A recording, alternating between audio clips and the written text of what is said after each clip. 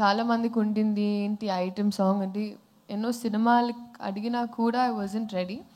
But it has a very strong reason. ఆ reason I think December 5th Pushpa release అయినప్పుడు మీకు తెలుస్తుంది. Sir Ravi garu, yes, last few questions please. Last year మీరు మైత్రి నుంచి సంక్రాంతికి 2 సినిమాలు రిలీజ్ చేసుకున్నారు. వాళ్ళ తీరు వేరే ఏమన్నా అది సార్, మరి ఈసారి సంక్రాంతిని ఎందుకు వదిలేస్తున్నారు సార్? టు డిసైడ్ డేట్ ఏమన్నా? ఇంకా అదే తెలిస్తే సంక్రాంతికే ఉంటుందండి. ఎందుకంటే తమిళ్లో అది అప్పుడు వస్తే కనుక ఇంకా ప్యారలల్ ఇక్కడ కూడా చేయాలి కాబట్టి ఇక్కడ కూడా. మొన్న చెన్నైలో చిన్న దేవిశ్రీ గారు అలా కామెంట్ చేయడం ఏమనుకుంటారు సార్? రాబిన్ ఇక్కడ వెనకాల దట్స్ ఓకే. అయితే దాని కూడా క్లారిటీ అండి. దేవి గారు ఏమన్నారు, మా వాళ్ళకి బాగా లవ్ ఉంటుంది, దాంతోపాటు ఈ మధ్య కంప్లైంట్స్ కూడా ఎక్కువైనా అన్నారు. సింపుల్గా అది ఏముంది సార్ దాంట్లో తప్పు? మాకైతే అక్కడ తప్పేంగా అనిపిలా. తర్వాత మీరు ఇచ్చిన ఈ ఆర్టికల్స్ చూసి ఇది మేమంతా సినిమాలు చేస్తారు, మేము ఉన్నంతసేపు ఆయనతో చేస్తాం. దాంట్లో దట్స్ వాట్. హాయ్ అండి, దిస్ ఈజ్ రాణి. సో ఇక్కడ first of all the best for this movie. So ఇందులో కూడా చాలా డిఫరెంట్ క్యారెక్టర్స్ ప్లే చేశారు మీరు. శాంటా క్లాస్ ఒకటి అండ్ పంజాబీ క్యారెక్టర్ ఒకటి, అండ్ అలాగే రాజేంద్ర ప్రసాద్ గారితో మీ కాంబో చాలా బాగుంది. శాంటా క్లాస్లో కూడా చాలా స్మార్ట్గా కనిపిస్తున్నారు, చెప్పిగా కాకుండా. సో ఏ క్యారెక్టర్కి ఎక్కువ హోంవర్క్ చేశారు, ఏది కష్టం అనిపించింది, అండ్ ఏది చేసినప్పుడు మీరు బాగా ఎంజాయ్ చేశారు?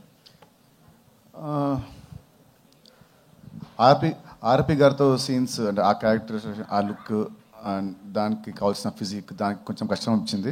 అండ్ సీన్స్ కూడా దాంతోనే ఎక్కువ ఉంటాయి నాకు, కామెడీ సీన్స్ అన్ని. ఆర్పి గారు అంటే అతని టైమింగ్ నేను మ్యాచ్ చేయాలి, అతను నేను అండ్ కిషోర్, సో మా ముగ్గురి టైమింగ్ మ్యాచ్ చేయాలి అక్కడ. సో యాక్టింగ్ పరంగా అక్కడ కొంచెం కష్టం అనిపించింది. అండ్ లుక్ పరంగా కూడా నాకు ఆ లుకే కొంచెం I feel little hard to maintain the entire look for almost 1 year. ఆ బట్టలు అనేది చాలా టైట్ బట్టలు ఇచ్చాడు నాకు, అన్ని బాడీ ఫిట్టెడ్ అమ్మాయికి ఇచ్చినట్టు ఇచ్చాడు నాకు. కాస్త తింటే పొట్టు వచ్చేది, సో తినకుండా అలాగే మెయింటైన్ చేసి ఉంటుంది. సో అది. One last question please. Sir, producer Ravi గారు, యాక్చువల్గా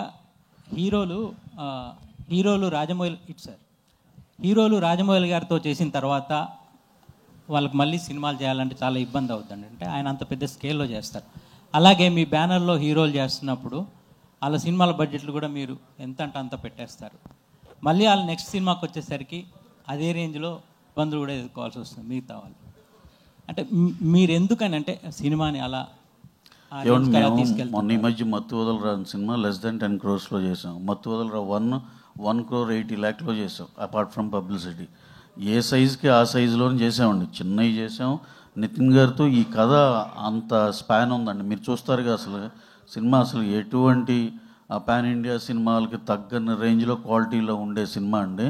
కథ బాగుంటుంది, at the same time songs కానీ సీన్స్ కానీ చాలా చాలా బాగుంటాయండి. ఎంటర్టైన్మెంట్ ఇక పరాకాష్ఠలో ఉంటుంది వెంకీ స్టైల్లో.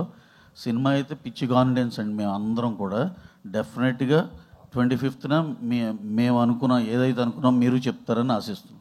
ఈ December 5న వీళ్ళు పుష్పతో స్టార్ట్ చేస్తారు, రాబిన్తో మేము ఎంట్రీ చేస్తాం మైత్రి మూవీస్కి. నితిన్ గారు, యాక్చువల్గా మనకి ఈ రాబిన్హుడ్ సినిమాలో ఇండియన్ స్క్రీన్ మీద ద బిగ్గెస్ట్ ఫిల్మ్ అంటే ధూమ్గా అనిపిస్తుంది మనకి, హృతిక్ రోషన్, అమీర్ ఖాన్. సో ఆ పరంగా చూసినప్పుడు మీరు ఎలాంటి ఎక్స్పీరియన్స్ని ఇవ్వబోతున్నారు?